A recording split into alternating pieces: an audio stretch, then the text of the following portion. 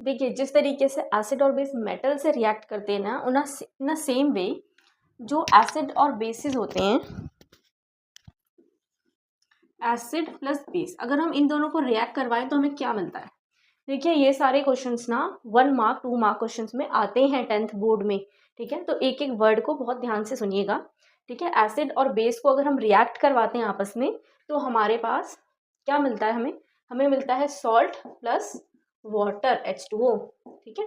हमने acid base और metal को रिएक्ट करवाया था तो हमारे पास सॉल्ट प्लस हाइड्रोजन मिल रहा था हमें, ठीक है। और उसी सेम तरीके से हमें एसिड और बेस को रिएक्ट करवाएंगे हम तो हमें मिलेगा एक सॉल्ट प्लस वाटर, ठीक है, H2O, ठीक है, ध्यान रखिएगा। फिलिंग द ब्लैंक्स में भी आ सकता है, ठीक है, कि अगर हम एसिड और बेस को रिएक्ट करवाते हैं तो हमारे पास क्या मिलता है, ठीक है।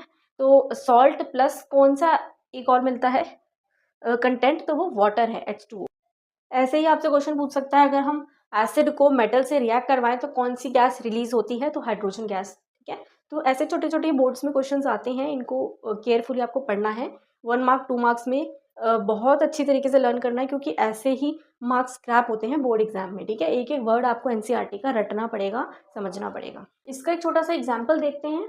देखिए हमने यहाँ पर एसिड की बजाय पहले बेस ले लिया है, वो मैटर नहीं करता है, चाहे आप एसिड लो चाहे बेस लो, हम यहाँ पर उसका रिएक्शंस पढ़ रहे हैं, ठीक है, हम उसका रिएक्शन पढ़ रहे हैं, ठीक है। तो हमने बेस में क्या लिया है, हमने लिया है सोडियम हाइड्रोक्साइड, ठीक है। बेस हमारे पास क्या है, सोडियम हाइड्रोक्साइड।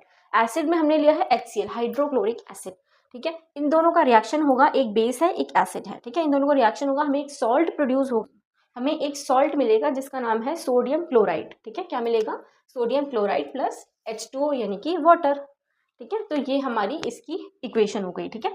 एसिड और बेस को अगर हम रिएक्ट करवाएंगे तो सॉल्ट और हमें वाटर मिले, ठीक है। अब बात करते हैं मेटल ऑक्साइड और एसिड की। अगर हम मेटल ऑक्साइड और एसिड को रिएक्ट करवाएं, ठीक है, हमारे पास एक मेटल ऑक्साइड है, यहाँ पर है हमारे पास एसिड, ठीक है। तो हमें same salt solution plus water दोनों मिलेगा, ठीक है, सॉल्ट और वाटर। अब एक और पॉसिबिलिटी देखते हैं जिसमें कि रिएक्शन होता है नॉन मेटल ऑक्साइड का विद बेस। अब देखिए यहाँ पर एक ट्विस्ट ये है कि जितने भी नॉन मेटल ऑक्साइड्स होते हैं वो सब एसिडिक होते हैं नेचर में। देखो नॉन मेटल ऑक्साइड को भी अगर हम बेस से रिएक्ट करेंगे तो obviously same salt and water.